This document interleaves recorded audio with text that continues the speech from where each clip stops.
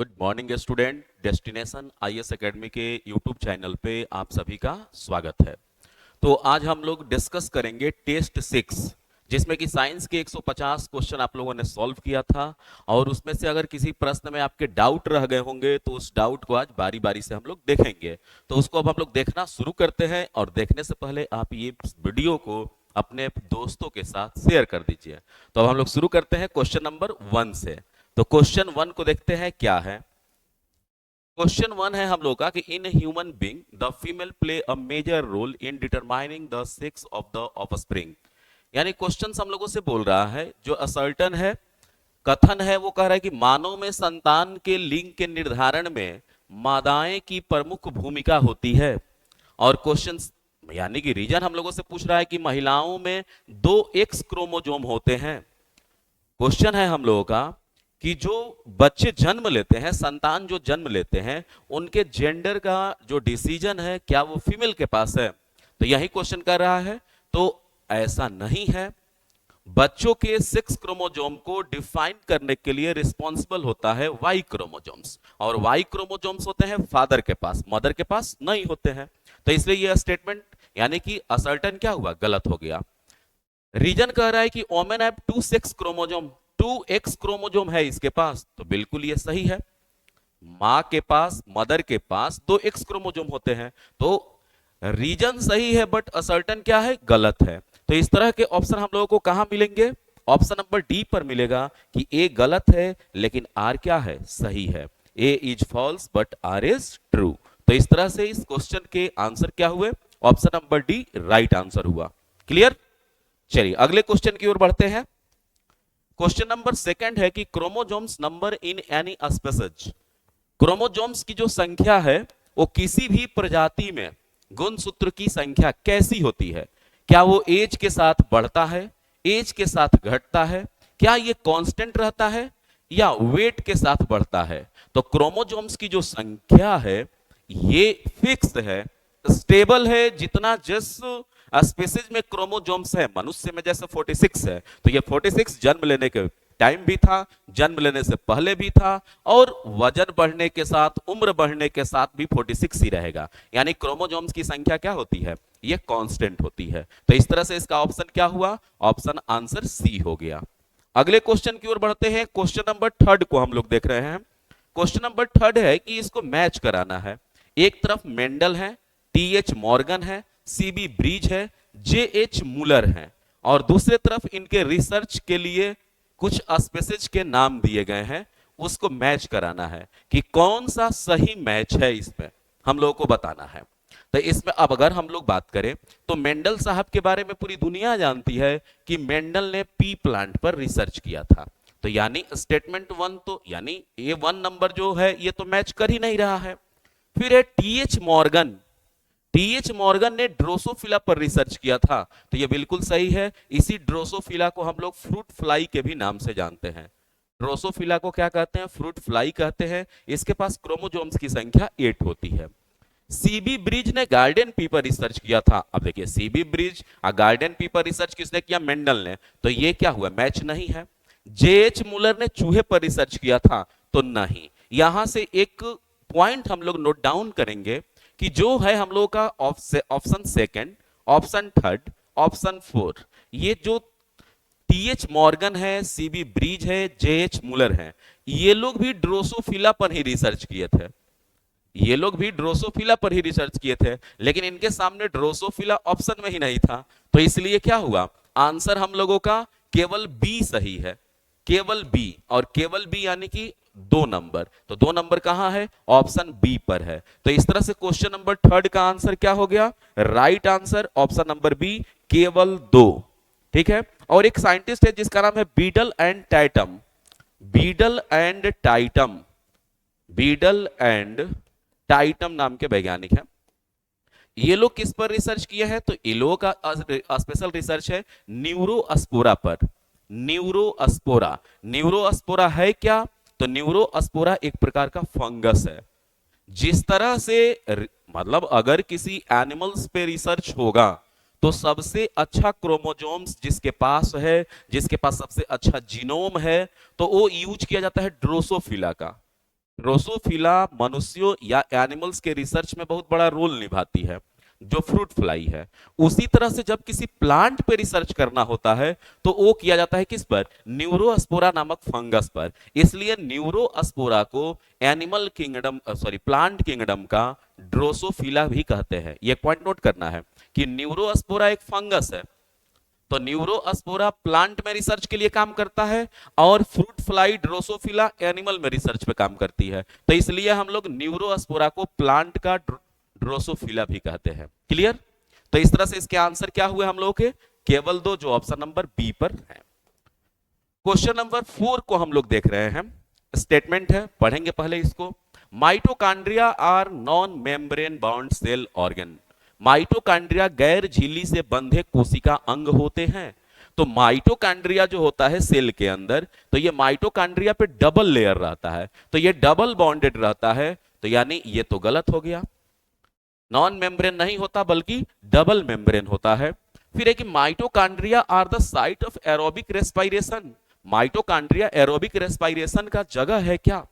तो माइटोकॉन्ड्रिया के अंदर ही तो ऑक्सीजन और ग्लूकोज रिएक्ट करते हैं और फिर एटीपी के रूप में एनर्जी देते हैं, तो ये एरोबिक रेस्पिरेशन का जगह भी है, तो यानी ऑप्शन सेकंड सही है। माइटोकॉन्ड्रिया का अपना डीएनए होता है क्या? माइटोकॉन्ड्रिया के पास डीएनए होता है, तो माइटोकॉन्ड्रिया के पास अपना डीएनए होता है, जिसे हम लोग डीएनए एमटी के नाम से जानते हैं। इसे माइटोकॉन्ड्रियल डीएनए भी कहते हैं। तो ये सेकंड और थर्ड सही है और वन क्या है? गलत है। तो यानी जिस ऑप्शन में 2 और 3 होगा वो आंसर होगा। तो इस तरह से ऑप्शन नंबर डी हम लोगों का आंसर हो गया। और माइटोकॉन्ड्रिया का खोज किसने किया था? तो माइटोकॉन्ड्रिया का खोज किया था जिसका नाम था अल्टमान। और माइटोकॉन्ड्रिया का नामकरण किसने किया था? तो ये एक साइंटिस्ट हुए थे, सी बेंडा। तो mitochondria discovered by Altmann and named by C Benda. और माइटोकॉन्ड्रिया को ही सेल का हम लोग पावर हाउस कहते हैं, ऊर्जा घर कहते हैं। अगर किसी स्पीसीज का माइटोकॉन्ड्रिया मिल जाए तो हम लोग उसके जगह को भी पता लगा लेंगे कि ये कहां का रहने वाला वासी है, क्योंकि उसमें डीएनए रहता है। क्लियर? चलिए, तो आंसर हम लोगों ने इसका कर लिया। अब है कि जंपिंग जीन का सिद्धांत किसने दिया था? जंपिंग जीन का प्रिंसिपल किस साइंटिस्ट के द्वारा दिया गया था? तो अभी हम लोगों ने देखा कि मेंडल साहब ने तो पी प्लांट पर रिसर्च किया था, ठीक है। टीएच मॉर्गन ने तो ड्रोसोफिला पर रिसर्च किया था, अभी हम लोगों ने देखा था। बारबरा मैकलिंटॉक, इन्होंने ही जंपिंग जीन का प्रिंसिपल दिया था। जंपिंग जीन, जंपिंग जीन पर किसका रिसर्च है? तो यह है कि इसका बारबरा मैकलिंटॉक, जिन्होंने जंपिंग जीन का खोज किसमें किया था? मक्के के पौधे में किया था, मेज प्लांट में किया था, मक्के के पौधे में।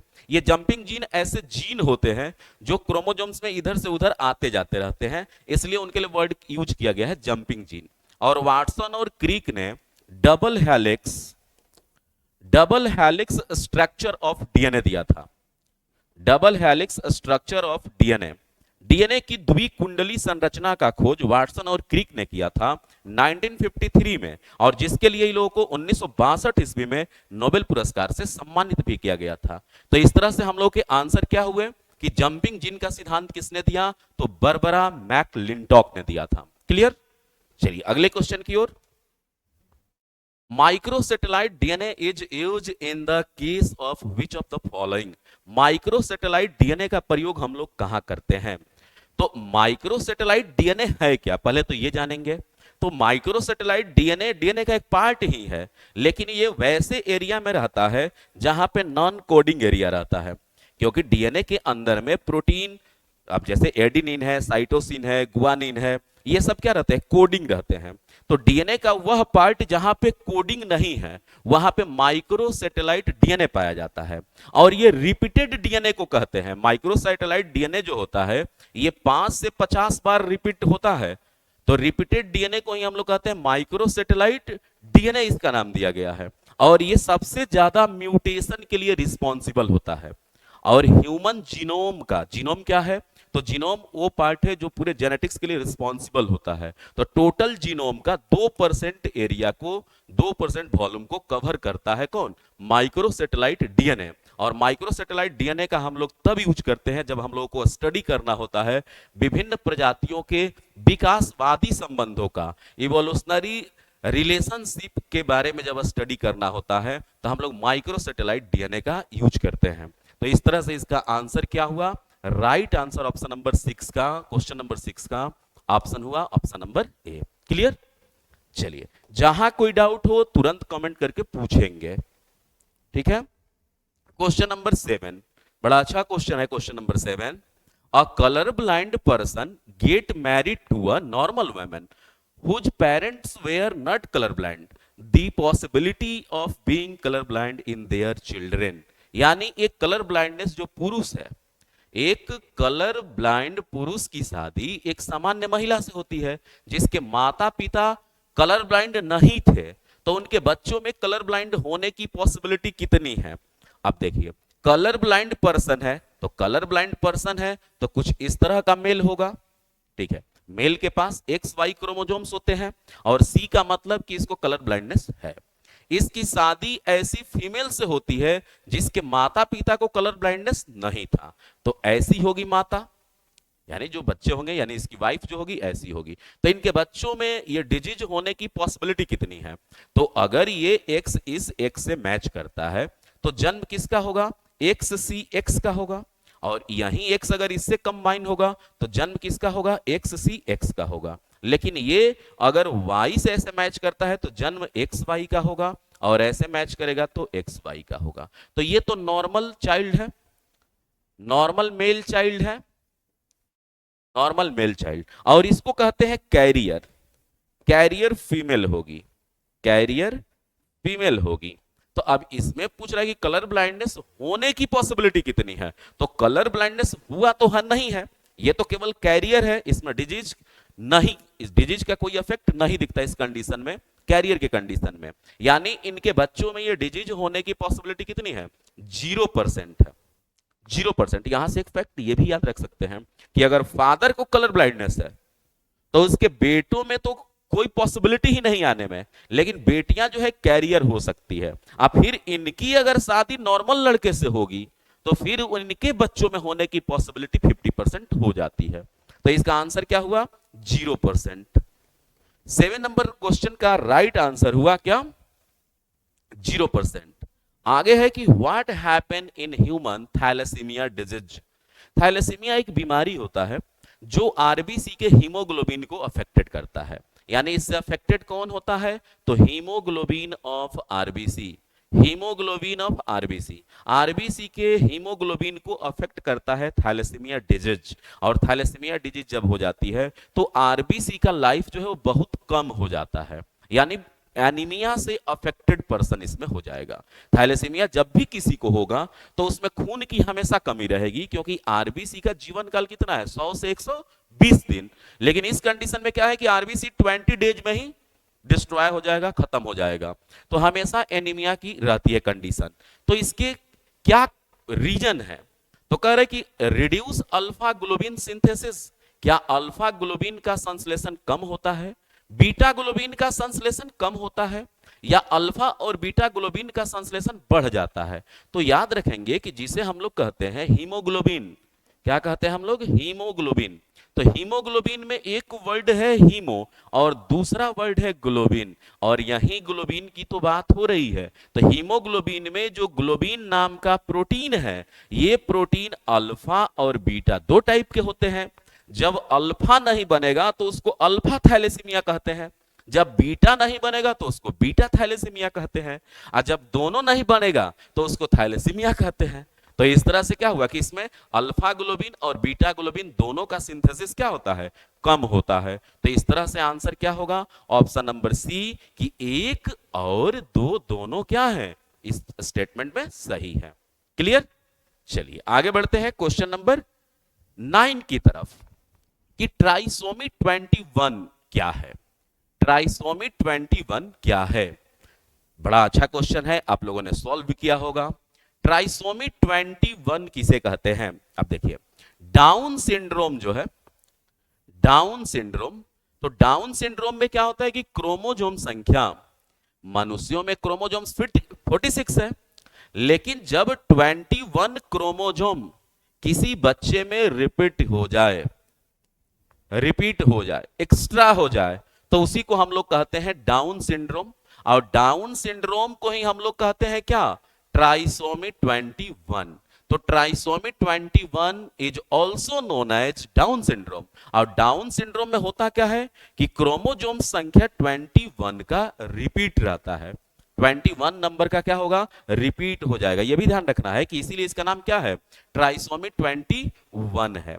अब इवान सिंड्रोम क्या होते हैं, इवान सिंड्रोम के बारे में पूछा जा रहा है, तो हम लोग इवान सिंड्रोम के भी बारे में जानेंगे, एडवर्ड सिंड्रोम के भी बारे में जानेंगे, ग्रे बेबी सिंड्रोम के भी बारे में जानेंगे।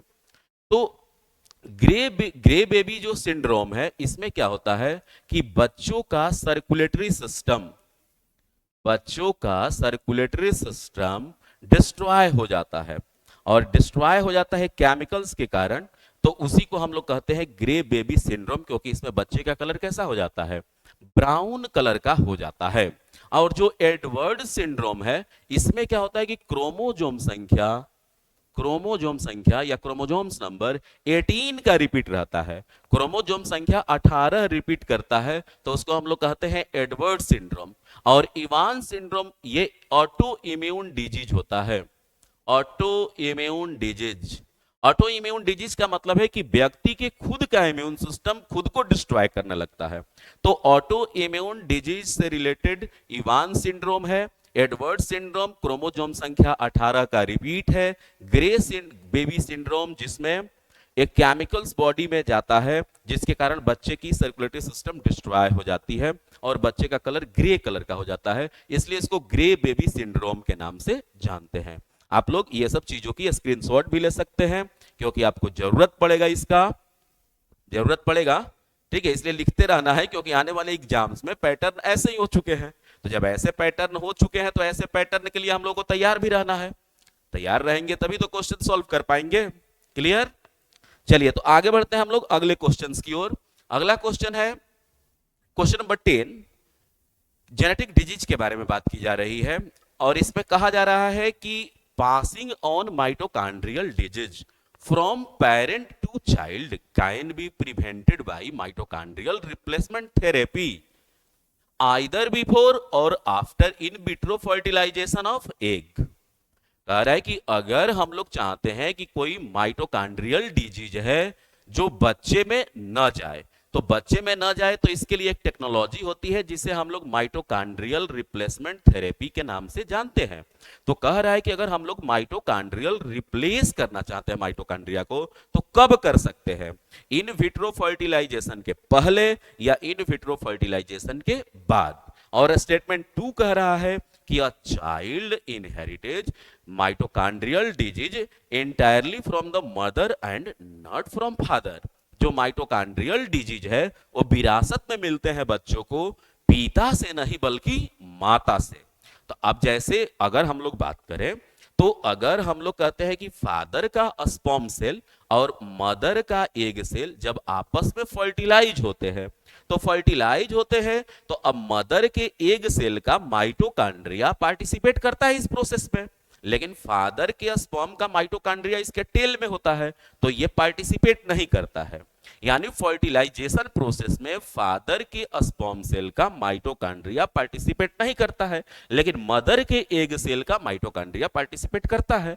तो मदर के माइटोकांड्रिया को अगर हटा दिया जाए तो जेनेटिक डिजीज बच्चों में नहीं जाएगा। तो अब ये करें कब कर सकते हैं, क्या इन विट्रो फर्टिलाइजेशन के पहले या बाद? तो पहले और बाद दोनों में किया जा सकता है। तो स्टेटमेंट 1 सही हो गया। एक बच्चे को माइटोकांड्रियल डिजीज पूरी तरह से मां से मिलते हैं विरासत में, पिता से नहीं मिलते, तो ये भी सही है, क्योंकि मां का ही माइटोकांड्रिया पार्टिसिपेट कर रहा है। तो इसमें दोनों स्टेटमेंट क्या हो जाएंगे, सही हो जाएंगे। और ये ऑप्शन नंबर कहां हम लोगों को मिलेगा, तो ऑप्शन नंबर सी पर मिलेगा। क्लियर? आया समझ में? माइटोकांड्रियल जिसमें मस्कुलर डिस्ट्रॉफी वगैरह डिजीज को शामिल किया गया है। स्क्रीनशॉट ले लेंगे इसका। क्वेश्चन नंबर हम लोग 11 की तरफ बढ़े हैं, तो 11 में हम लोग देखेंगे कि क्या है। Consider the following.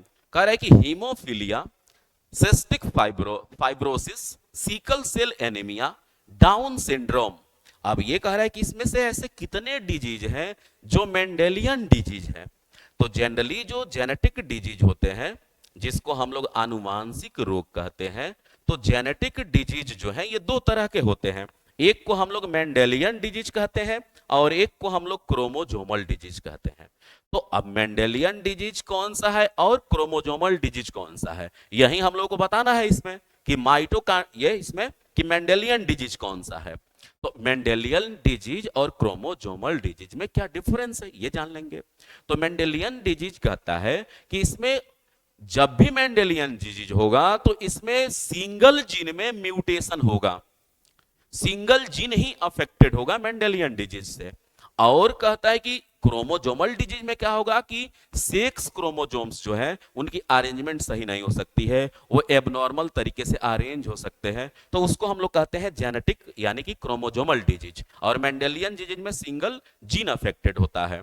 तो अब इसमें कौन कौन सा है जो मेंडेलियन है, तो इसमें haemophilia, cystic fibre, sickle cell anaemia, इन तीनों को मेंडेलियन डिजीज के नाम से जानते हैं। तो ये तीन कहां है ऑप्शन में, तो देखिए ये काफी अच्छा है, मैंने ये इस तरह का ऑप्शन नहीं दिया है, ये आप ही के किसी ना किसी एग्जाम का दिया हुआ ऐसा ऑप्शन है। अब देख रहे केवल एक, केवल दो, केवल तीन, यानी कि इसमें से कौन कौन से सही है, केवल एक सही है, केवल दो, केवल तीन, ये नहीं ये पूछ रहा है, कह रहा है कि इसमें से क्या एक सही है, दो सही है या तीन, यानी कि अगर अकेले एक, अकेले दो, अकेले तीन, तो अब इसमें अकेले वाली बात नहीं है कि कितने सही हैं, तो इसमें ऊपर के जो तीन है ये क्या है, सही है। और डाउन सिंड्रोम को हम लोग कहते हैं जेनेटिक डिजीज, क्या कहते हैं इसको, जेनेटिक डिजीज में कौन सा है ये, क्रोमोजोमल डिजीज है, क्रोमोजोमल डिजीज। तो इस तरह से ऊपर के तीन क्या है, ये सही है। तो इसमें सही की संख्या कितनी हो गई है, तो तीन इसमें सही है, सही बात है। आगे बढ़ते हैं, आगे देखिए क्वेश्चन नंबर हम लोग देख रहे हैं 12 क्वेश्चन में क्या है कि आर्कियोप्टेरिक्स निम्नलिखित में से किस वर्ग के जानवरों के बीच की एक संयोजक कड़ी है। आर्कियोप्टेरिक्स का आपने नाम सुना होगा कि आर्कियोप्टेरिक्स एक क्या है, लिंक है, दो जंतुओं के बीच का लिंक है, ये दो स्पेसीज के बीच का लिंक है। तो ये किस तरह या किस तरह के जंतुओं के बीच के लिंक को कहा जाता है, तो ये आप लोगों को बताना है। तो उभयचर और एप्स, यानी जो फिश के भी कैरेक्टर को रखता हो, एम्फीबियन के भी कैरेक्टर को रखता है, तो इसके एग्जाम्पल है एक फिश जिसका नाम है लंग फिश, इसको लंग फिश के नाम से हम लोग जानते हैं। रेप्टाइल्स और पक्षी के बीच का रिलेशन कौन सा है, तो ये होता है जिसको हम लोग कहते हैं आर्कियोप्टेरिक्स, यानी ऑप्शन बी सही है। रेप्टाइल्स और मैमल्स के बीच का कड़ी कौन सा है, तो duck billed platypus, duck billed platypus को हम लोग कहते हैं रेप्टाइल्स और मैमल्स के बीच की कड़ी। और एवीज और मैमेलियो के बीच का जो कड़ी है इसको कहते हैं एमनियोट्स। एमनियोट्स नाम का एक एनिमल है जिसमें मछली के भी गुण, पक्षियों के भी गुण होते हैं और स्तनधारियों के भी गुण होते हैं। तो अब इस तरह से हम लोगों का आर्कियोप्टेरिक्स क्या हो गया, तो आर्कियोप्टेरिक्स में किसके किसके कैरेक्टर है, तो इसमें सरीसृप के भी कैरेक्टर है और पक्षियों के भी कैरेक्टर है, तो ये हम लोगों का सही हो गया। क्लियर, चलिए आगे बढ़ते हैं हम लोग। पक्षी बोल रहे हैं हम, फिश उसको कहते हैं ना। चलिए आगे बढ़ते हैं हम लोग। जीवित जीवों के विकास के संदर्भ में निम्नलिखित में से कौन सा क्रम सही है, जीवित जीवों के विकास के संदर्भ में निम्नलिखित में से कौन सा क्रम सही है। अब देखिए, तो अब ऑक्टोपस है, डॉल्फिन है, शार्क है, पैंगोलिन है, कछुआ है, बाज है, सालमेंडर है, पाइथन है, कंगारू है, मेढक है, केकड़ा है, झींगा है। अब इसको डेवलपमेंट के सीक्वेंस में देखना है। तो अगर हम लोग देखें तो कॉर्डेटा किंगडम में फिश सबसे पहले आते हैं, फिश के बाद कौन आते हैं, तो एम्फीबियन आते हैं, फिश के बाद कौन आते हैं, एम्फीबियन आते हैं, एम्फीबियन के बाद कौन आते हैं, तो ये आते हैं जिनको हम लोग कहते हैं रेप्टाइल्स, रेप्टाइल्स के बाद आते हैं बर्ड, और बर्ड के बाद आते हैं मैमल्स, मैमल्स। तो अब इसमें हम लोगों को बताना है कि अब ये ऐसे ना देकर के वो पूछा है एग्जाम्पल से, तो अब देखिए इसमें फिश का एग्जाम्पल कहीं है ही नहीं, तो ये ऐसे ही मतलब ये नहीं है इसमें। फिर है एम्फीबियन, तो एम्फीबियन इसमें दिख रहा है क्या कहीं हम लोगों को, अब देखिए एम्फीबियन हम लोगों को दिख रहा है सालमेंडर, सालमेंडर एम्फीबियन है। इसके बाद रेप्टाइल्स, तो रेप्टाइल्स कौन है, पाइथन, और फिर है हम लोगों का क्या, बर्ड नहीं है, तो यहां पे मैमल्स है जो कंगारू है। तो इस तरह से डेवलपमेंट को कौन शो कर रहा है, ऑप्शन नंबर सी शो कर रहा है। क्लियर। क्वेश्चन नंबर 14 को देखेंगे। कंसीडर द फॉलोइंग स्टेटमेंट, निम्नलिखित कथनों पर विचार करें। समुद्र में ऑक्सीजन की आपूर्ति में कमी से जलीय जंतु का मेटाबॉलिक रेट बढ़ जाता है। अगर समुद्र में ऑक्सीजन सप्लाई का रेट क्या हो जाए, इंक्रीज हो जाए, sorry, a decrease in oxygen supply in ocean increase the metabolic rate, यानी अगर ऑक्सीजन की सप्लाई समुद्र में कम हो जाए तो क्या उसके स्पीशीज का मेटाबॉलिक रेट बढ़ जाएगा। तो जब ऑक्सीजन में सप्लाई कम होगा ऑक्सीजन का, तो उसके स्पीशीज को ऐसा लगेगा, एक्वेटिक एनिमल्स को, कि अब हम लोगों को खाना जल्दी से रख लेना चाहिए। तो उस कंडीशन में क्या होता है कि उनके बॉडी की मेटाबॉलिक प्रोसेस फास्ट हो जाती है। तो यह स्टेटमेंट सही है। अब कह रहे हैं कि an increase in water temperature due to thermal pollution decreases plant growth rate. अगर टेम्परेचर बढ़ता है समुद्र के अंदर तो क्या पौधों की वृद्धि दर कम हो जाती है। तो टेम्परेचर बढ़ने के कारण समुद्र में CO2 की मात्रा में वृद्धि होने लगती है, और CO2 की मात्रा में जब वृद्धि होती है तो पौधे का ग्रोथ रेट क्या होता है, मैक्सिमम हो जाता है, ग्रोथ रेट इंक्रीज हो जाता है। तो स्टेटमेंट 2 क्या है, गलत है। तो सही क्या है, तो केवल एक, तो ये ऑप्शन नंबर 1 पर है। क्वेश्चन नंबर हम लोग 15 को देख रहे हैं।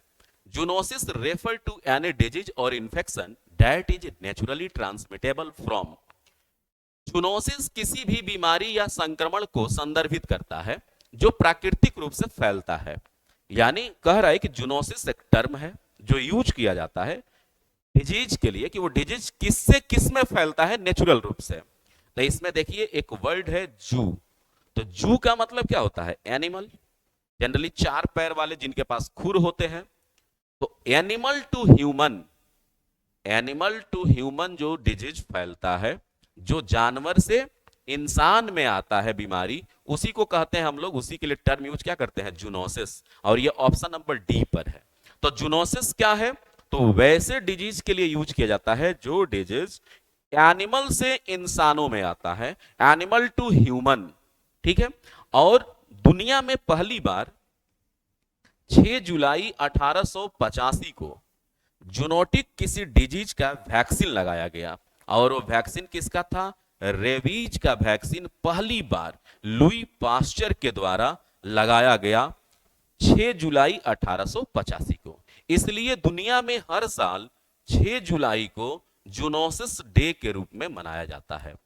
जूनोसिस डे, तो जूनोसिस डे किस दिन को मनाया जाता है, 6 जुलाई को मनाया जाता है।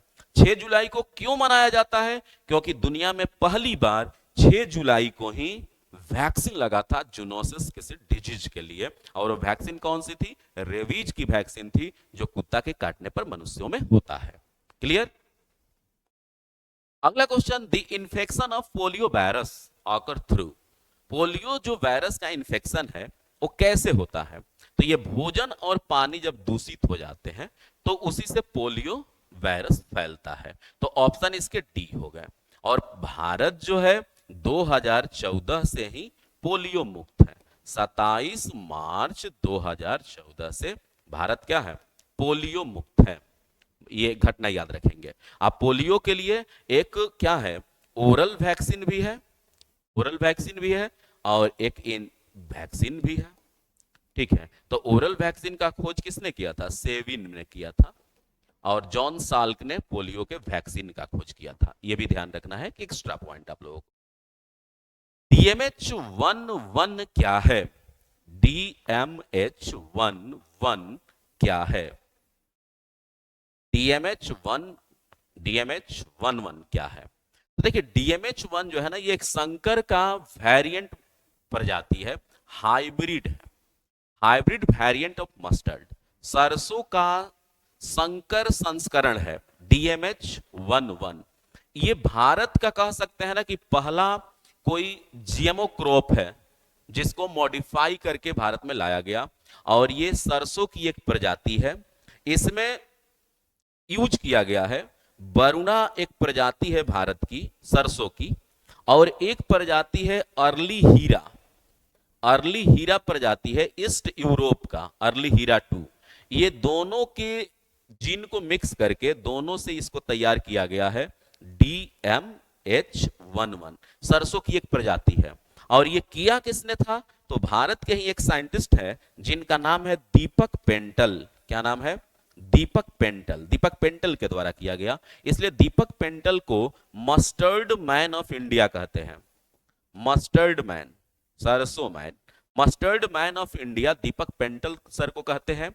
और क्योंकि इन्होंने DMH1 को डेवलप किया था। DMH11 क्या हो गया? सरसों की एक प्रजाति हो गई, जिसे भारत की प्रजाति वरुणा और ईस्ट यूरोप की प्रजाति अर्ली हीरा के द्वारा, मतलब दोनों प्रजाति को मिक्स करके बनाया गया। और ये क्या है कि 37% प्रोडक्शन इसमें ज्यादा होता है। क्वेश्चन नंबर 18 को हम लोग देख पा रहे हैं, निम्नलिखित में से कौन से नैनो टेक्नोलॉजी के वर्तमान अनुप्रयोग हैं? यानी नैनो टेक्नोलॉजी का हम लोग यूज कहां कहां कर रहे हैं? नैनो फर्टिलाइजर, जैसे नैनो यूरिया का आप लोगों ने नाम सुना होगा, तो नैनो फर्टिलाइजर तो नैनो टेक्नोलॉजी का ही यूज है, तो ये होता है। नैनो पेस्टिसाइड, नैनो पेस्टिसाइड यानी अब स्मॉल मॉलिक्यूल्स, नैनो मॉलिक्यूल्स तैयार किए जा रहे हैं कीड़ों को मारने के लिए, तो वो भी सही है। नैनो सेंसर तो बहुत पहले से है। नैनो कैप्सूल, नैनो कैप्सूल, बात हो रही है कि अब कैप्सूल्स जो है ना एकदम नैनो साइज में होंगे, जो बॉडी के अंदर जाएंगे और अपना एकदम टारगेटेड जगह पर काम करेंगे। नैनो हार्वेस्टर जो है ना, इसका संबंध जो है एनर्जी हार्वेस्टिंग से है, एनर्जी हार्वेस्टिंग से है। और ये साउंड एनर्जी और लाइट एनर्जी में इसका यूज किया जाएगा, लेकिन अभी किया जाएगा। वर्तमान में नैनो हार्वेस्टिंग टेक्नोलॉजी नहीं है, हो सकता है, उम्मीद है कि भविष्य में होगा। तो यानी जो 4 नंबर है ये पॉसिबल नहीं है, बाकी 1 2 3 5 पॉसिबल है। तो 1 2 3 5 देखना होगा किस में है। 1 2 3 5, 1 2 3 5 ऑप्शन नंबर ए पे हम लोगों को दिख रहा है। अब यहां से एक पॉइंट हम लोग याद कर सकते हैं कि नैनो टेक्नोलॉजी के फादर कौन है? तो नैनो टेक्नोलॉजी के फादर माने जाते हैं फिनमैन। फिनमैन ने 1959 में ही स्टेटमेंट दिया था कि ऐसा भी एक दिन आएगा कि पूरे ब्रह्मांड के इंफॉर्मेशन को एक निडिल के नोक पर रखा जाएगा। और आज वो दिन आ भी गया है कि एक चिप को हम लोग सुई के नोक पर रख सकते हैं। तो नैनो टेक्नोलॉजी के फादर कहे जाते हैं फिनमैन साहब। और नैनो टेक्नोलॉजी इन इंडिया कहते हैं हम लोग फादर किसको? CNR राव को। CNR राव को हम लोग बोलते हैं father of nano technology in India. Chintamani Nagesh Ramchandra Rao. Clear? अगले पॉइंट की ओर बढ़ेंगे कि तपेदिक का पता लगाने के लिए एक विशिष्ट परीक्षण किया जाता है। यह परीक्षण कौन सा है? Specific test for detection of tuberculosis. Tuberculosis के टेस्ट के लिए किसका प्रयोग किया जाता है, यह हम लोगों को बताना है। ट्यूबरकुलोसिस जिसे हम लोग टीबी कहते हैं, बैक्टीरिया से होने वाली एक बीमारी है। तो इसमें हम लोग किसका यूज करते हैं यह आप लोगों को बताना है। तो बताइए, आप लोगों के पास समय भी है, कमेंट भी कर सकते हैं, बताइए। ठीक है, तो इसके लिए यूज हम लोग करते हैं किसको? मॉन्टॉक्स। मॉन्टॉक्स टेस्ट को प्रीफर करते हैं। इसे TST भी कहते हैं, टीबी स्किन टेस्ट के नाम से भी जानते हैं। इसमें क्या होता है कि स्किन में केमिकल को इंजेक्ट किया जाता है, फिर वहां से स्किन का टुकड़ा ले लिया जाता है, उससे टेस्ट किया जाता है कि टीबी से इंफेक्टेड है कि नहीं, टीबी का वायरस बैक्टीरिया हमारे बॉडी में है कि नहीं। ठीक है, और रॉबर्ट टेस्ट जो है ये क्या पता लगाता है? रॉबर्ट टेस्ट, विडाल टेस्ट के बारे में आप लोग जानते होंगे, ये टाइफाइड टेस्ट के लिए यूज करते हैं हम लोग। ठीक है, फिर इसके बाद है रॉबर्ट टेस्ट, तो ये एल्बुमिन, एल्ब्यूमिन प्रोटीन का टेस्ट करता है कि एल्ब्यूमिन जो है ये यूरिन में आ रहा है कि नहीं। तो यूरिन में जब एल्बुमिन प्रोटीन आएगा तो उसके लिए हमारे पास टेस्ट कौन सा है बताइए? तो उसके लिए रॉबर्ट टेस्ट है। और सिफिलिस के टेस्ट के लिए कान टेस्ट है। सिफिलिस, सिफिलिस बीमारी के टेस्ट के लिए कान टेस्ट है। तो आंसर क्या हुआ हम लोगों का? D number, Mantoux test, TB का पता लगाने के लिए। Which one of the following cell secrete androgen? Hormone in human being में, मनुष्यों में एंड्रोजन हार्मोन के सिक्रेशन के लिए कौन रिस्पॉन्सिबल है? तो यह है cell of leading, cell of leading. Sertoli cell जो होता है ना, स्पर्मेटोजेनेसिस के लिए रिस्पॉन्सिबल सेल होता है, जिसे हम लोग कहते हैं शुक्राणु जनन के लिए रिस्पॉन्सिबल होता है। Germinal cell is a part of reproductive cell, reproductive cell. Mucus cell से म्यूकस का सिक्रेशन होता है, चिपचिपा द्रव का म्यूकस। म्यूकस का मतलब होता है चिपचिपा द्रव्य। जैसे नेजल कैविटी से चिपचिपा द्रव निकलता है, स्टोमक से निकलता है, लार्ज इंटेस्टाइन से निकलता है। क्वेश्चन नंबर 21 को देखिए। The thymus is a lobed organ located near the heart and beneath the breastbone. Thymus provide micro environment for the development and maturation of T lymphocyte cell. Thymus ग्रंथि के बारे में बात हो रही है कि थाइमस ग्रंथि जो है कहां रहता है। थाइमस ग्रंथि हृदय के पास और स्तन हड्डी के नीचे स्थित होता है, ये बोल रहा है।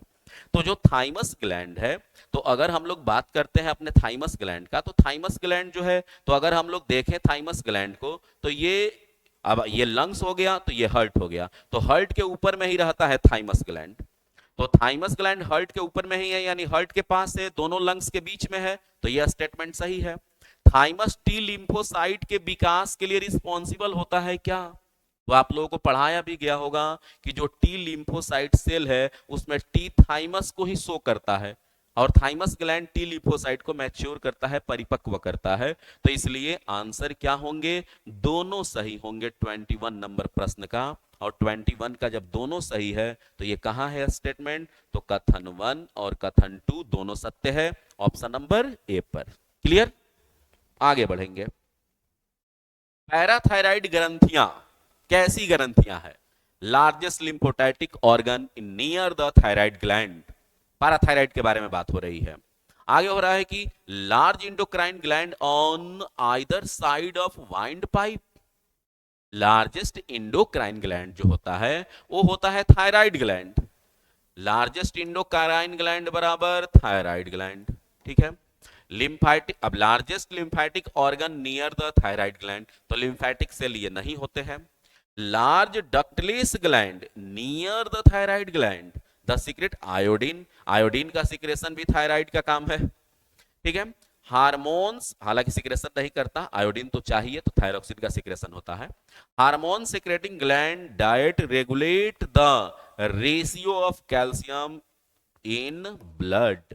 पाराथायराइड ग्लैंड से पाराथार्मोन हार्मोन निकलता है जो बॉडी में कैल्शियम के लेवल को मेंटेन करता है। और पाराथायराइड जो ग्लैंड है, ये पाराथायराइड ग्लैंड जो है पिट्यूटरी ग्लैंड के कंट्रोल में नहीं रहता है। ये भी ध्यान रखना है कि पिट्यूटरी ग्लैंड लगभग सभी ग्लैंड को रेगुलेट करते हैं, लेकिन पिट्यूटरी ग्लैंड रेगुलेट नहीं करता किसको? पाराथायराइड को। पाराथायराइड ग्लैंड थायराइड ग्लैंड के जस्ट पीछे होता है, और इससे पाराथार्मोन नामक हार्मोन निकलता है जो कैल्शियम के लेवल को मेंटेन करता है। और इस बात का पता लगाया था कोलिप नामक साइंटिस्ट ने, इसलिए पाराथार्मोन हार्मोन को कोलिप हार्मोन के नाम से भी जानते हैं। तो option D is the right answer. Question number 23 देखेंगे। Which of the following hormone is secreted by the alpha cell of islets of Langerhans of pancreas. Pancreas के लैगरहैंस की द्वीपिका के अल्फा सेल से कौन सा हार्मोन निकलता है? अब देखिए, पैंक्रियाज है, इसमें बोल रहा है कि जो आइलेट्स है, आइलेट्स ऑफ लैगरहैंस है, इससे कौन कौन से हार्मोन निकलते हैं? तो आइलेट्स ऑफ लैगरहैंस में अल्फा सेल मेन होते हैं और बीटा सेल मेन होते हैं। तो अल्फा सेल से निकलता है ग्लूकागोन, अल्फा सेल से ग्लूकागोन, बीटा सेल से निकलता है इंसुलिन। तो यही पूछ रहा है कि अल्फा सेल से कौन निकलता है? तो अल्फा सेल से निकलता है ग्लूकागोन, बीटा सेल से निकलता है इंसुलिन, समझे। एड्रिनलिन निकलता है किससे? तो एड्रीनल ग्लैंड से, एड्रीनल ग्लैंड से निकलता है एड्रिनलिन। एल्डोस्टेरोन भी निकलता है एड्रीनल ग्लैंड से। तो एड्रीनल ग्लैंड से दो हार्मोन, और दो हार्मोन किससे दिया है? पैंक्रियाज के अल्फा सेल और बीटा सेल से। क्लियर? और ये जो ग्लूकागोन होते हैं, इनका काम होता है कि जो हमारा लीवर ग्लाइकोजन बनाया है उसको ब्रेक करके ग्लूकोज में कन्वर्ट करना, और इंसुलिन का काम होता है एक्स्ट्रा ग्लूकोज को ग्लाइकोजन में कन्वर्ट करने में हेल्प करना। तो दोनों का अपने अपने काम भी होते हैं। क्वेश्चन नंबर 24 को देखेंगे ध्यान से। Goitre is a general disease in hilly area.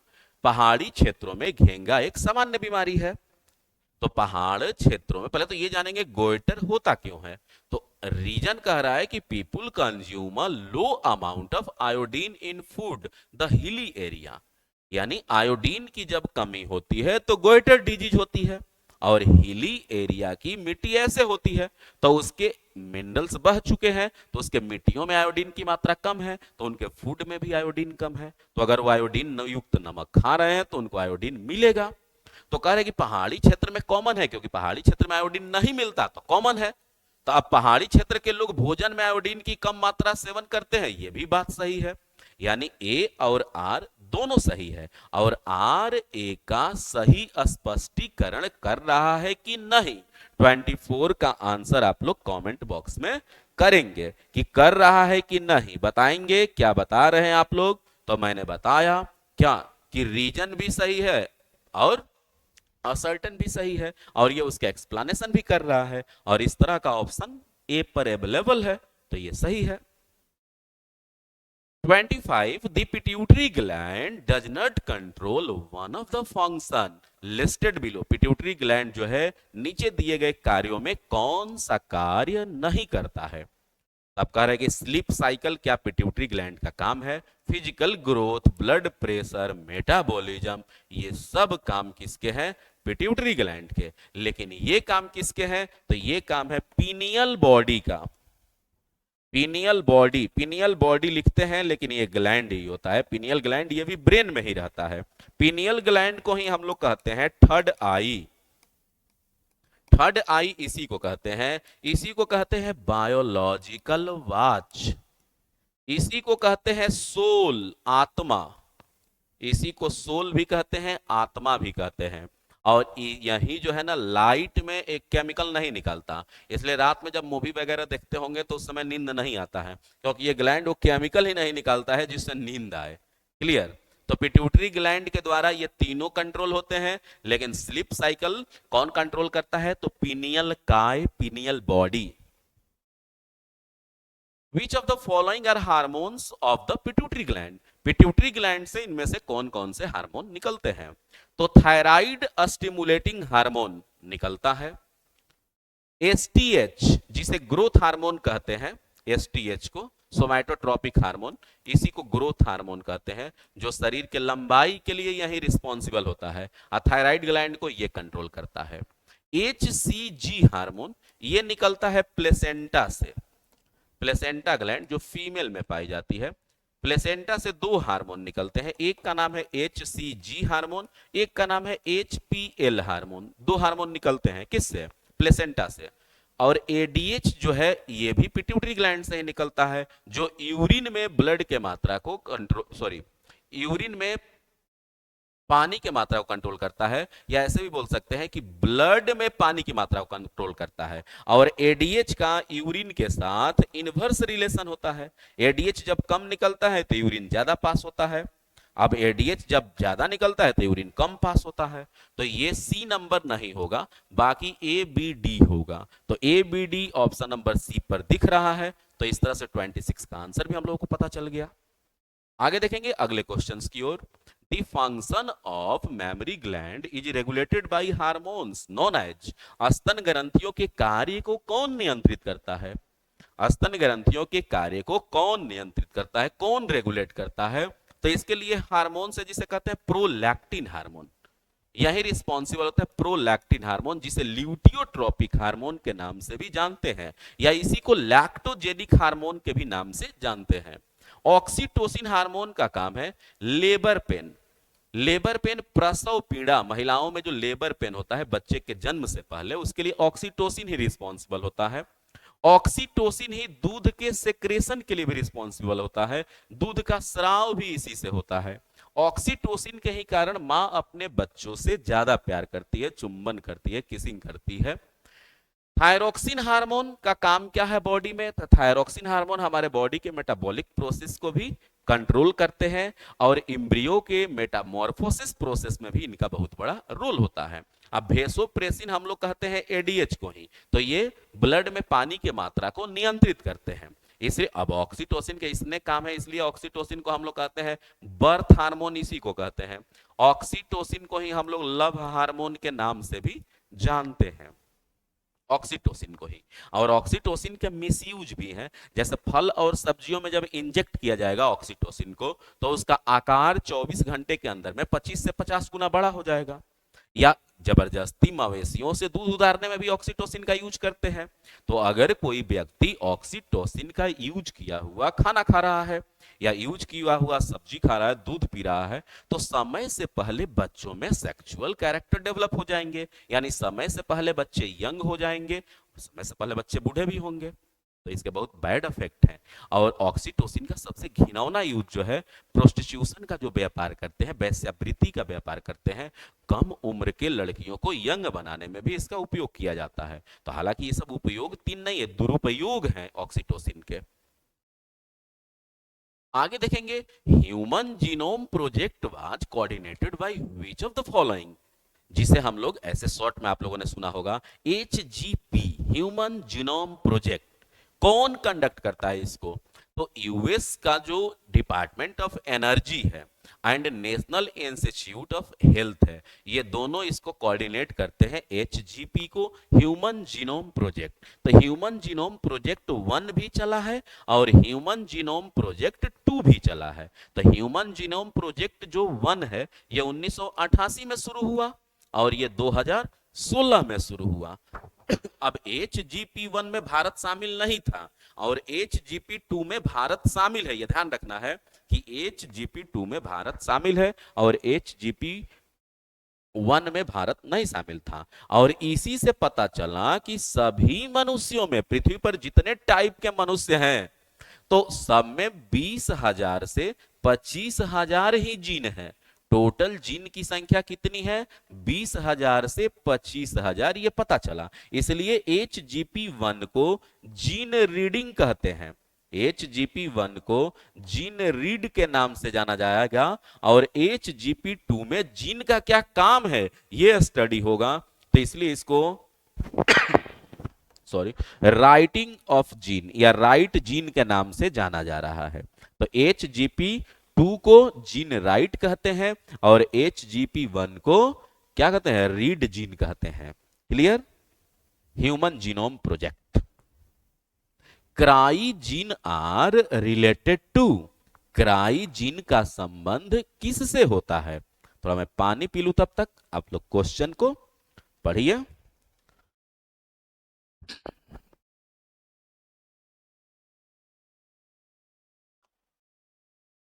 Cry gene का संबंध किससे है? Cry gene is related to,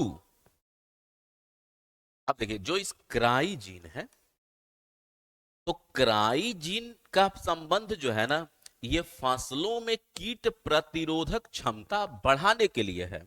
जैसे आप लोगों ने नाम सुना होगा बीटी कॉटन का, नाम सुने हैं?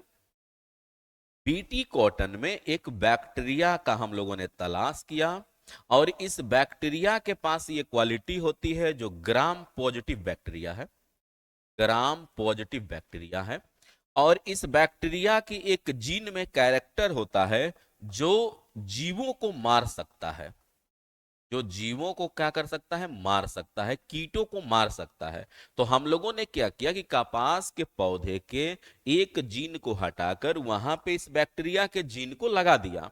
अब ये बैक्टीरिया का जब जीन लगा तो ये ऑलरेडी प्लांट एक केमिकल बना रहा है जो इंसेक्टिसाइड की तरह काम कर रहा है, और इंसेक्टिसाइड यानी जहर बना रहा है, टॉक्सिक बना रहा है, और उसी से रिलेटेड है हम लोगों का क्राई जीन। तो इसलिए फसलों में कीट प्रतिरोधक क्षमता बढ़ाने से संबंध है कौन, किसका? क्राई जीन का। क्लियर? तो अब क्वेश्चन नंबर 30 को हम लोग देख रहे हैं कि consider the following statement about human brain. The brain is responsible for regulating the heart beat. कह रहा है कि ब्रेन के बारे में स्टेटमेंट कुछ दिए गए हैं कि the brain is responsible for regulating the heart beat. क्या हमारे हार्ट बीट को ब्रेन रेगुलेट करता है? तो बिल्कुल करता है।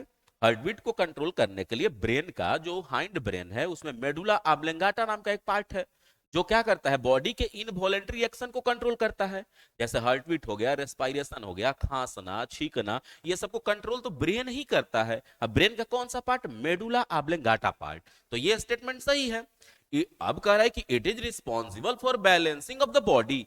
बॉडी को बैलेंस भी करता है क्या ब्रेन हमारा? तो ब्रेन का जो पार्ट है, हाइंड ब्रेन का ही जो पार्ट है, जिसे हम लोग कहते हैं सेरिबेलम, क्या कहते हैं? सेरिबेलम जिसे कहते हैं, उसका यही तो काम है, बॉडी को बैलेंस करके रखना। यानी दोनों स्टेटमेंट सही है। या ये ऑप्शन कहां है? ऑप्शन नंबर सी पर है। क्लियर? अगले क्वेश्चंस को देखेंगे। Input and output nerve meet at. Input nerve जो है और आउटपुट नर्व जो है कहां पर मिलते हैं? तो ये दोनों मिलते हैं सीएनएस में। सीएनएस यानी सेंट्रल नर्वस सिस्टम में मिलते हैं। अब बहुत सारे बच्चे इसका आंसर कर दिए होंगे नन ऑफ दिस क्योंकि आपने जब इसके पहले पढ़ा होगा तो हो सकता है कहीं स्पाइनल कॉर्ड आंसर होगा। ठीक है, तो अब ये ध्यान रखना है कि सीएनएस सिस्टम जो है इसी के अंतर्गत तो आते हैं क्या? इसी के अंतर्गत स्पाइनल कॉर्ड है, इसी के अंदर स्पाइनल कॉर्ड है। इसी सिस्टम के अंतर्गत अगर दे देगा रेटिना तो भी सही हो जाएगा। इसी के अंतर्गत दे देगा ऑप्टिकल नर्व तो भी सही हो जाएगा। ठीक है, तो इसलिए ध्यान नहीं रखना है। अब बहुत सारे ऑप्शन में रहता है स्पाइनल कॉर्ड, अब इसमें क्या किया? स्पाइनल कॉर्ड ना देकर के दे दिया सीएनएस, तो सीएनएस ही सही होगा। 32 नंबर क्वेश्चन। कंकाल के वे भाग जो हड्डियों के समान कठोर नहीं होते तथा जिन्हें मोड़ा जा सकता है क्या कहलाते हैं? स्केलेटन के ही पार्ट कर रहा है कि स्केलेटन का वह पार्ट जो क्या है, बहुत मजबूत नहीं है, कठोर नहीं है, हार्ड नहीं है, हार्ड नहीं है, और उसको मोड़ा जा सकता है, यानी वो कैसा है? फ्लेक्सिबल है। तो हम लोग तो पढ़ ही चुके हैं कि जो फ्लेक्सिबल स्केलेटन के पार्ट हैं और जो सॉफ्ट है, इसी को तो हम लोग कहते हैं क्या? कार्टिलेज। कार्टिलेज कहते हैं इन्हीं को। क्लियर? और कार्पल्स का मतलब आम भाषा में रिस्ट है, कलाई है, ठीक ना। कासेरू का मतलब वर्टेब्रा बोन, स्पाइन जिसे कहते हैं, इसमें 26 हड्डियां होती है एडल्ट में, और बच्चों में कितनी होती है? तो बच्चों में इनकी संख्या हो जाती है 33। आगे देखेंगे क्वेश्चन 33 नंबर क्वेश्चन। निम्नलिखित में से कौन सा सामान्य मानव कंकाल के कुछ हिस्सों का सही वर्णन है? तो बताएंगे कि बात किया गया है किसमें? मानव स्केलेटन के बारे में, और उसमें से कौन सा स्टेटमेंट सही है यह हम लोगों को पता लगा करके बताना है। तो आप बताइए क्या होगा आंसर। क्वेश्चन है कि the 9th and 10th pair of ribs are called floating ribs. अब देखिए ये बात कर रहा है हम लोग का किसके?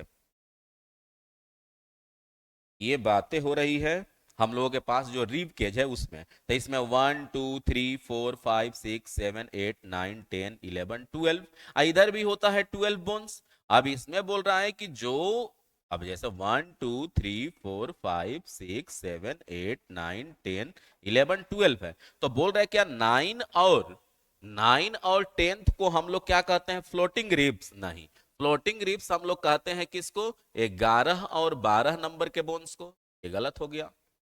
अब कह रहे हैं कि pelvic girdle occur in the shoulder region. Pelvic girdle जो है क्या ये शोल्डर का पार्ट होता है? तो नहीं, इसको हम लोग क्या कहते हैं? पेक्टोरल गिरिडल। इसके लिए क्या वर्ड है? पेक्टोरल गिरिडल। और जो शोल्डर के पास रहता है वो पेक्टोरल गिरिडल है, और पेल्विक गिरिडल जो रहता है ये रहता है थाई के पास। तो ये भी गलत हो गया। फिर कह रहा है कि ईच आर्म कंसिस्ट 30 बोन्स।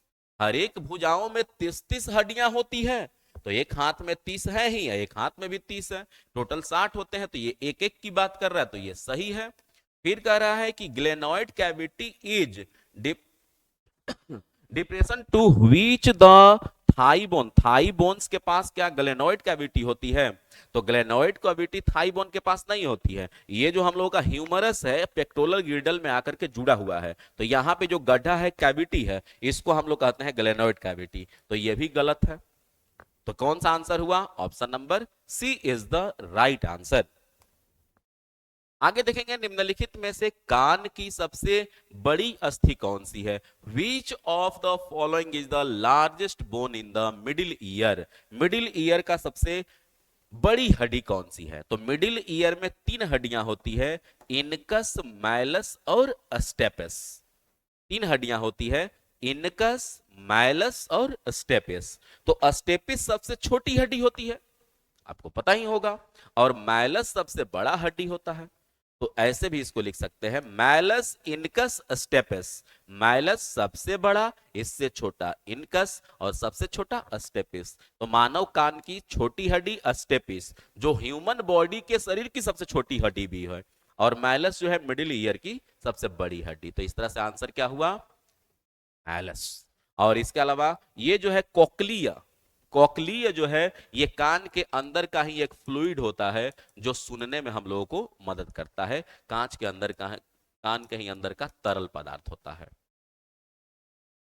मानव शरीर में मांसपेशियों के बारे में निम्नलिखित में से कौन सा कथन गलत है? मांसपेशियों के बारे में बातें कही गई है कि कौन सा गलत है। तो मसल्स पेयर में काम करते हैं, बिल्कुल, मसल्स हमेशा पेयर में ही रहते हैं। सिकुड़ने पर मांसपेशियां छोटी, सख्त और मोटी हो जाती है, बिल्कुल। मांसपेशियां केवल हड्डियों को धक्का देती है, नहीं, इसके अलावा भी बहुत सारे काम है मसल्स के। अब हार्ट में जो मसल्स है वो हार्ट बीट के लिए रिस्पॉन्सिबल हो जाता है, तो ये गलत हो जाएगा। और जो गलत हो जाएगा वही तो आंसर होता है हम लोगों का इस क्वेश्चन में। आगे है हम लोगों का कि give the sequence of blood circulation in mammalian heart. Mammals के हार्ट में ब्लड सर्कुलेशन का क्या डायरेक्शन है? तो अब देखिए, अगर मनुष्य के हार्ट को देखें तो मनुष्य में 4 चेंबर है, जिसमें right auricle, left ventricle, sorry, left auricle, और फिर हो गया राइट वेंट्रिकल, और ये हो गया लेफ्ट वेंट्रिकल। तो बॉडी से जो ब्लड जाता है, ऑर्गन से जो ब्लड जाता है हार्ट के पास, तो वो ऐसे जाता है, यहां से राइट ऑरिकल, फिर राइट वेंट्रिकल, फिर सेमी ल्यूनर वॉल, फिर यहां पे लंग्स में जाता है, और फिर यहां से निकल के लेफ्ट ऑरिकल, फिर लेफ्ट वेंट्रिकल, फिर बॉडी में आ जाता है। अब इसी में हम लोगों को मैच कराना है। तो सबसे पहले कहां गया? राइट ऑरिकल में गया, फिर इसके बाद कहां गया? राइट वेंट्रिकल में गया, फिर इसके बाद इसके अकॉर्डिंग अगर चलें, केवल ये बात हो रही है, तो लेफ्ट ऑरिकल में गया, और फिर इसके बाद लेफ्ट वेंट्रिकल में गया। ऐसे ब्लड फ्लो हो रहा है। तो इस तरह के ऑप्शन हम लोगों को खोजना है। तो अब राइट ऑरिकल, तो राइट ऑरिकल कहां पर है? 2 नंबर। तो 2 नंबर कहां कहां से शुरू होता है? तो ए में और सी में। तो ये नहीं होगा, ये नहीं होगा। तो राइट ऑरिकल के बाद राइट वेंट्रिकल, तो 2 के बाद 4, तो 2 के बाद 4 किस में है? सी में है। हो गया आंसर, सी में है। यानी देखो 2 4, तो 2 में पहले, सॉरी 2 में पहले, फिर क्या है? 4 है, 4 में दूसरा नंबर पर, ठीक है, 2 4, फिर एक तीसरा नंबर पर, आइए चौथा नंबर, ऐसे सजा लेंगे। तो सी नंबर ऑप्शन, सॉरी, हाँ सी नंबर पे ही है। इसके बाद है कि हृदय के माइट्रल और ट्राइकस्पिड वॉल्व निम्नलिखित में से कौन सी महत्वपूर्ण भूमिका निभाते हैं? यानी हम लोगों से पूछा जा रहा है which of the following is the vital role played by the mitral and tricuspid valve। mitral को ही पहले तो ये ध्यान लो, ये गड़बड़ा रहे हो तुम लोग। mitral को ही बोलते हैं bicuspid, mitral को ही बोलते हैं bicuspid valve। mitral को ही क्या कहते हैं? बाइकस्पिड बॉल, जो हार्ट में यहां पर होते हैं, ये 4 चैम्बर है, तो यहां रहता है ट्राइकस्पिड, यहां बाइकस्पिड। अब वाल्व का काम ही क्या होता है? वाल्व का काम ही क्या है? ब्लड के बैकवर्ड फ्लो को रोकना, कि ब्लड जब यहां आ गया तो फिर ऊपर ना जाए, प्रेशर जब कॉन्ट्रैक्ट होगा वेंट्रिकल, तो ये फिर ऊपर ब्लड ना जाए, उसको रोकना ही इसका काम होता है। तो इस तरह के ऑप्शन को हम लोगों को देखना होगा। तो preventing blood from following back into the आर्टिया, रक्त को वापस अलिंद में बहने से रोकना ही इनका कार्य होता है। क्लियर? आगे है 38 number question, which of the following situation will be fatal to second fetus। कौन सा कंडीशन जो है जो दूसरे बच्चे के लिए खतरनाक है? तो अब इसमें क्या होता है कि अगर ऐसे देखेंगे, M for mother, F for father, C for child, ठीक है। तो अगर मदर पॉजिटिव है, फादर पॉजिटिव है तो बच्चा ठीक है, मदर नेगेटिव फादर नेगेटिव तो भी बच्चा ठीक है। लेकिन अब अगर मदर पॉजिटिव है और फादर निगेटिव है तो ये भी कंडीशन सेफ माना जाता है। लेकिन मदर निगेटिव हो फादर पॉजिटिव हो, ठीक है, मदर कैसी हो निगेटिव हो और फादर कैसा हो पॉजिटिव हो, और बच्चा भी हो जाए RH पॉजिटिव होला, तो पहला बच्चा सेफ रहता है लेकिन दूसरा बच्चा जो है ना अनसेफ हो जाता है। तो ऐसे कंडीशन जो होते हैं दूसरे वाले बच्चे के लिए काफी नुकसानदायक होते हैं। तो RH पॉजिटिव पुरुष और RH पॉजिटिव महिला का विवाह करना ही इस स्थिति का कारण होता है। और ऐसा न हो इसलिए वैक्सीन भी लगाया जाता है। Anti D immunoglobulin, anti D immunoglobulin का अब तो वैक्सीन लग जाता है, तो वैक्सीन से सेफ कंडीशन हो जाता है। तो याद रखना है कि एंटी डी इम्यूनोग्लोबिन वैक्सीन का प्रयोग इस कंडीशन में किया जाता है। क्लियर? चलिए, तो आंसर क्या हुआ? RH male RH female. Clear? चलिए अगले क्वेश्चन की ओर बढ़ेंगे। अगला क्वेश्चन हम लोग देख पा रहे हैं कि people with AB blood group are universal receptor. AB blood group का व्यक्ति जो है यूनिवर्सल रिसीवर तो होता ही है। तो स्टेटमेंट 1 क्या है? सही है। आगे कह रहा है, स्टेटमेंट नहीं बल्कि असर्टन है, red blood cells of blood group AB has no antigen. AB के पास एंटीजन नहीं होते हैं, ये बात तो एकदम गलत है, क्योंकि AB के पास तो एंटीबॉडी नहीं होते हैं, एंटीजन एंटीजन तो इसके पास दोनों होते हैं। एंड सो एगुलिटिनेशन एगुटिनेलेशन जो वर्ड है जिसको वहां पे लिखा गया है एग्लूटिनेशन, तो एग्लूटिनेशन जो वर्ड है ना ये ग्रीक वर्ड है। ग्रीक वर्ड में इसका मतलब होता है ना चिपकना, मतलब किसी का अपोज ही करके आपस में चिपक गए। तो एंटीबॉडी का यही काम रहता है। इसमें बात किसका कर रहा है? तो ये बात कर रहा है किसका? एंटीजन का। तो AB ब्लड ग्रुप के पास तो एंटीजन दोनों होते हैं, तो ये स्टेटमेंट क्या हो जाएगा? गलत हो जाएगा। यानी A सही है और R गलत है। तो ये ऑप्शन नंबर C पर है, ऑप्शन नंबर C। क्लियर? आगे देखेंगे, लाल रक्त कणिका के संबंध में निम्नलिखित कथनों को पढ़ें और नीचे दिए गए कोड का यूज करें। RBC के बारे में बातें दी गई है। अब बोल रहे हैं कि इसको पढ़ना है और बताना है कौन सा स्टेटमेंट क्या है। स्टेटमेंट सही है, करेक्ट आंसर, हाँ ठीक तो है।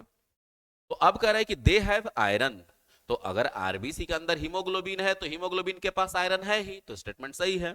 They provide red colour to our blood, बिल्कुल इसी आयरन के कारण तो हमारे ब्लड का कलर रेड है। They provide immunity against certain disease, RBC कब से देने लगा इम्यूनिटी के अगेंस्ट? तो RBC का तो काम है ट्रांसपोर्ट ऑक्सीजन, ये काम तो WBC सर का है, तो WBC का है, तो ये थर्ड नंबर गलत हो गया। They are the carrier of oxygen in the blood, बिल्कुल सही। यानी अब हम लोग को करेक्ट आंसर चूज करना है, तो 1 2 4 जिसमें होगा वो आंसर हो जाएगा हम लोगों का। तो 1 2 एंड 4 C नंबर ऑप्शन पे हम लोगों को दिखा और यही आंसर भी हुआ। आगे बढ़ेंगे, sulfa drug is which of the following type of drug. Sulfa drug क्या होता है? तो आप लोगों ने नाम सुना होगा ना, तो होगा ही, जिसे हम लोग कहते हैं एंटीबायोटिक, नाम सुने हैं। और सल्फा ड्रग, ध्यान से सुनना है, एंटीबायोटिक और सल्फा ड्रग दोनों एक ही है, ठीक ना। एंटीबायोटिक और सल्फा ड्रग दोनों एक ही है।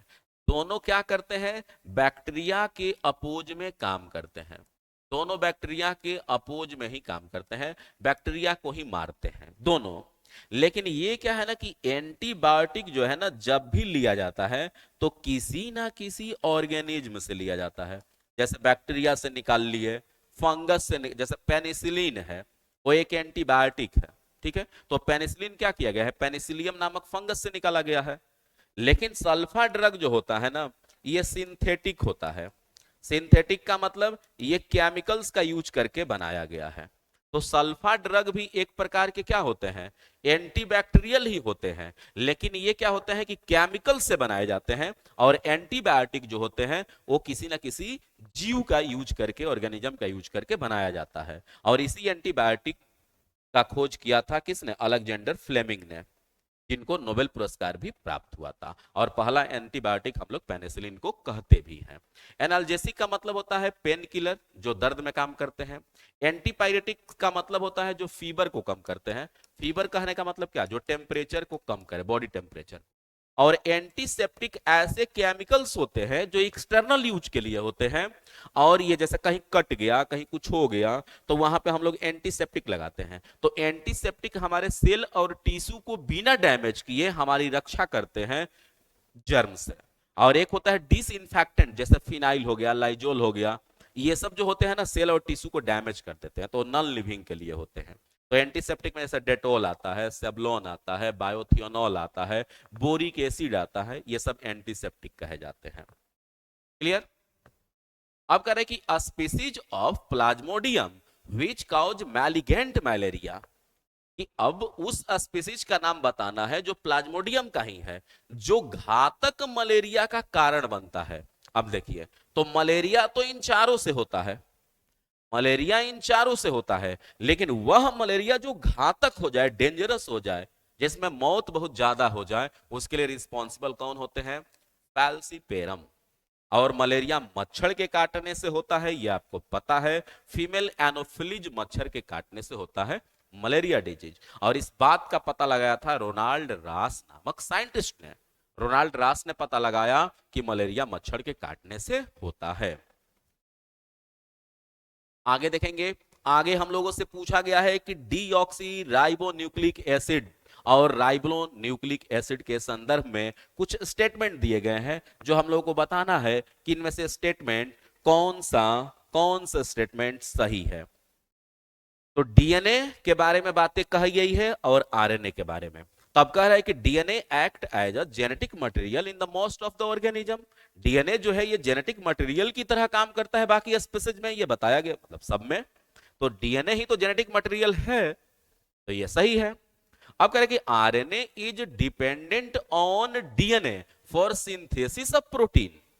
तो आरएनए डीएनए पे डिपेंड तो है नहीं प्रोटीन सिंथेसिस करने के लिए। आरएनए के पास तो खुद जो आरएनए है ये प्रोटीन सिंथेसिस के लिए रिस्पॉन्सिबल होता है, तो ये गलत हो गया।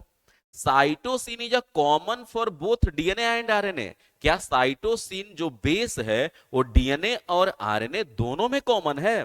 तो जैसे आप लोगों ने पढ़ा होगा, क्या पढ़ा होगा कि अगर हम लोग बात करते हैं डीएनए का, तो डीएनए में जो नाइट्रोजन के बेस होते हैं ये प्यूरीन होते हैं और पायरीमिडीन होते हैं।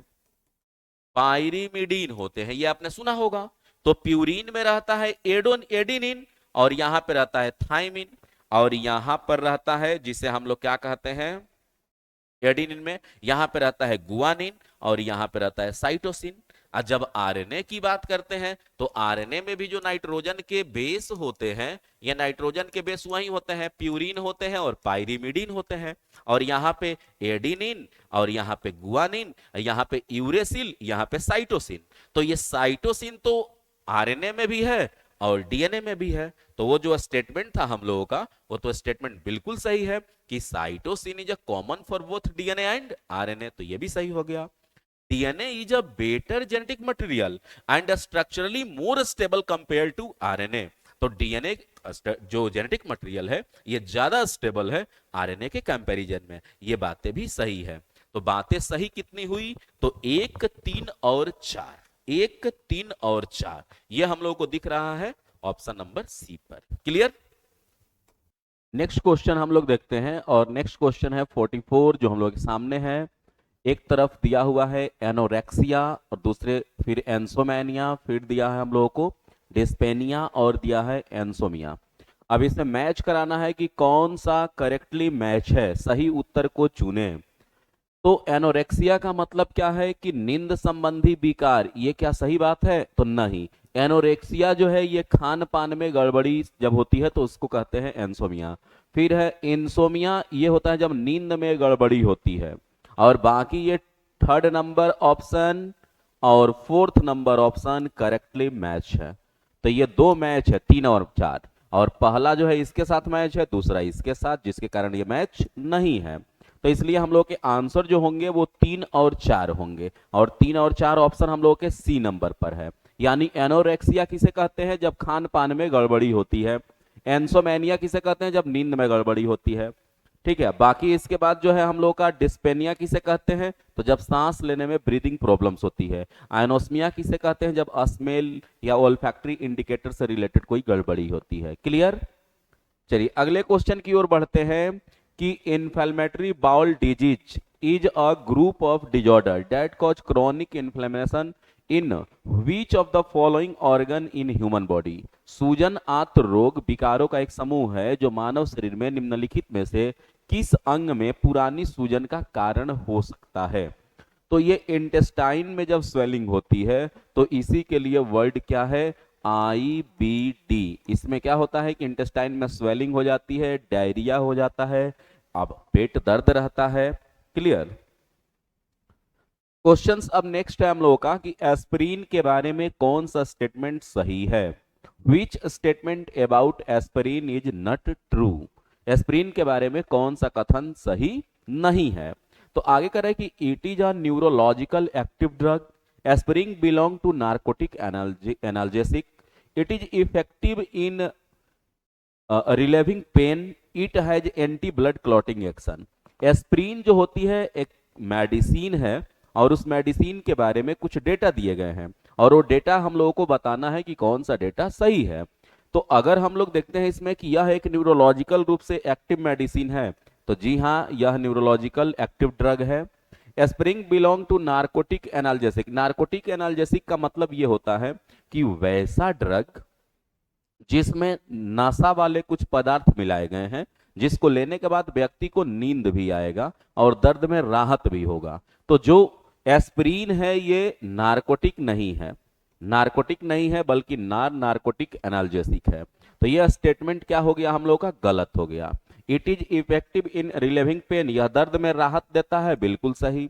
It has anti blood clotting, यह रक्त का थक्का जमने से भी रोकता है क्या, तो ये भी सही है। यानी ए, सी और डी सही है और बी गलत है। तो कौन सा सही नहीं है यही पूछ रहा है, तो राइट आंसर हम लोगों का हो जाएगा B. B is the right answer. Next question को देखते हैं कि mother's breast milk provide immunity to new born baby because it contain. माँ के जो पहला दूध है जो बच्चे को प्राप्त होता है, तो माँ के दूध में ऐसा कौन सा पदार्थ होता है जिससे बच्चे का इम्यून सिस्टम डेवलप होता है। तो माँ के दूध में पाया जाता है इम्यूनोग्लोबिन ए। यह एक प्रकार का ग्लाइकोप्रोटीन होता है, यह एक प्रकार का ग्लाइकोप्रोटीन होता है जो प्लाज्मा के द्वारा प्रोड्यूस किया जाता है, और यह बच्चे के इम्यून सिस्टम के लिए काफी हेल्पफुल होता है। तो माँ के दूध में कौन सा अब केमिकल्स है जो इम्यून सिस्टम को डेवलप करता है, तो उसको इम्यूनोग्लोबिन ए कहते हैं। और माँ के पहले दूध को कोलेस्ट्रम कहते हैं, यह ध्यान रखना है। माँ के पहले दूध को कोलेस्ट्रम के नाम से जानते हैं, जो हल्का पीला रंग का होता है और जो बच्चे के इम्यून सिस्टम को डेवलप करने में मदद करता है। नेक्स्ट क्वेश्चन है हम लोग का कि पेट दर्द और अपच से पीड़ित एक रोगी को डॉक्टर ने प्रोबायोटिक लेने की सलाह दी। प्रोबायोटिक क्या होते हैं, प्रोबायोटिक क्या करते हैं। यानी एक पेशेंट है जो सफरिंग फ्रॉम स्टोमक पेन और इनडाइजेशन, उसके स्टोमक पेन भी रह रहा है, डाइजेशन भी सही से नहीं हो रहा है, तो डॉक्टर उसको एडवाइस देते हैं कि आप प्रोबायोटिक लीजिए। तो प्रोबायोटिक क्या है, प्रोबायोटिक क्या है, increase the effect of medication. क्या ये दवा के प्रभाव को बढ़ाने में मदद करते हैं, तो जी नहीं। पेट में हानिकारक बैक्टीरिया को मारने में मदद करते हैं क्या, स्वस्थ पाचन के लिए लाभकारी बैक्टीरिया प्रदान करते हैं क्या, एसिड स्राव को कम करे और एंजाइमिक गति को बढ़ाने में काम करते हैं। तो ये बैक्टीरिया को भी किल नहीं करते हैं, बल्कि ये provide the beneficial bacteria for healthy digestion. ये डाइजेशन के लिए जो हेल्दी बैक्टीरिया चाहिए हम लोगों को, उनके डेवलपमेंट में इनका अहम रोल होता है। और प्रोबायोटिक खाने जो है ये अच्छे वाले बैक्टीरिया की संख्या स्टोमक और इंटेस्टाइन के अंदर बढ़ाते हैं। तो ये आंसर हम लोगों का हो गया क्या, सही। कि प्रोबायोटिक क्या है, तो प्रोबायोटिक ऐसे मटेरियल होते हैं जो हमारे इंटेस्टाइन स्टोमक के अंदर अच्छे वाले बैक्टीरिया की संख्या को बढ़ाते हैं, तो इन्हें हम लोग कहते हैं प्रोबायोटिक। ये अब प्रोबायोटिक जब हम लोग लेते हैं तो जो हम लोग का खाना डाइजेस्ट हुआ तो जो उससे सिंपल न्यूट्रिएंट्स में कन्वर्ट हो गया, जैसे कार्बोहाइड्रेट ग्लूकोज में कन्वर्ट हो गया, प्रोटीन एमिनो एसिड में, फैट फैटी एसिड में, तो इनको एब्जॉर्ब करने की कैपेसिटी को भी बढ़ाता है कि बॉडी उस न्यूट्रिएंट को एक्सट्रैक्ट करके ज्यादा से ज्यादा यूज करे। तो ऐसे ही पदार्थों को हम लोग कहते हैं प्रोबायोटिक कहते हैं। क्लियर? तो आंसर क्या हो जाएगा? आंसर हम लोग का जो हो जाएगा वो आंसर नंबर हो जाएगा सी, कि प्रोबायोटिक कैसे खाने होते हैं। तो हम लोगों ने समझ लिया कि हमारे बॉडी के अंदर अच्छे वाले बैक्टीरिया को संख्या को बढ़ाते हैं और साथ में ये क्या करते हैं कि न्यूट्रिएंट्स को एक्सट्रैक्ट करने में मदद करते हैं और इम्यून सिस्टम को भी अच्छा रखने में मदद करते हैं, यानी ये इम्यून सिस्टम को भी बढ़ाते हैं। अगले क्वेश्चंस की ओर बढ़ते हैं हम लोग। निम्नलिखित कथनों पर विचार करें।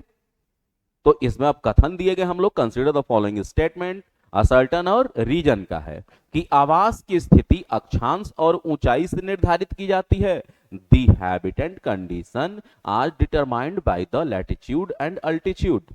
तो कोई भी अगर हम लोग बात करते हैं आवास का, रहने की जगह का, हैबिटेंट का, तो लैटिट्यूड ही तो बताएंगे और अल्टीट्यूड की, अल्टीट्यूड का मतलब हुआ क्या कि कितनी ऊंचाई पर है, कितनी ऊंचाई पर है, और ये उसके स्थिति को, ज्योग्राफिकल कंडीशन को बताता है और ये सी लेवल से ऊंचाई को बताता है।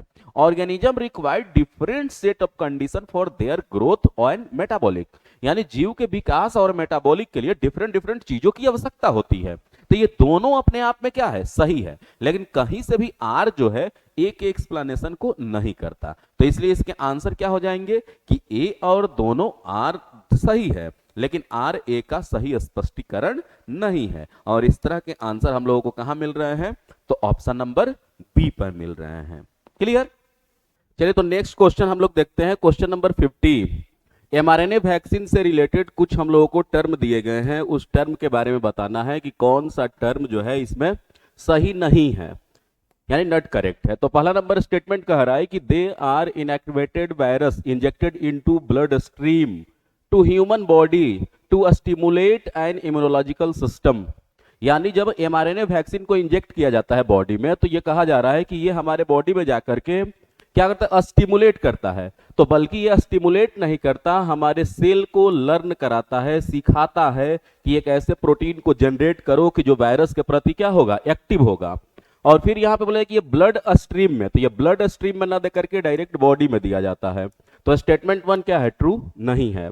स्टेटमेंट सेकंड कर रहा है कि they can be kept at standard medical refrigerator not necessary at the sub zero temperature. अब पहले जो वैक्सीन डेवलप हुए थे वो इस कंडीशन को मानते थे कि उनको चाहिए सब जीरो टेम्परेचर, बट एक ऐसी वैक्सीन बनी है जिसका नाम है जेमकोवैक, जेमकोवैक नाम है इसका, और इसको अब ऐसे रखने की जरूरत नहीं पड़ती है। तो यह स्टेटमेंट सही है। थर्ड कह रहा है कि there is no mRNA based कोविड-19 वैक्सीनेशन अवेलेबल इन इंडिया, कि इंडिया में कोई एमआरएनए बेस्ड वैक्सीन नहीं है। तो इंडिया में ये जो वैक्सीन है ये इंडिया में डेवलप किया गया है। तो स्टेटमेंट 3 जो है ये भी क्या है? गलत है। तो अब हम लोगों से पूछा जा रहा है कि कौन सा स्टेटमेंट करेक्ट नहीं है। तो 1 और 3 जो स्टेटमेंट है ये करेक्ट नहीं है और स्टेटमेंट 2 सही है। तो इस तरह का ऑप्शन हम लोगों को ऑप्शन नंबर बी पर दिख रहा है कि 1 और 3 जो है वो नहीं मैच कर रहे हैं, यानी यही हम लोगों के आंसर है।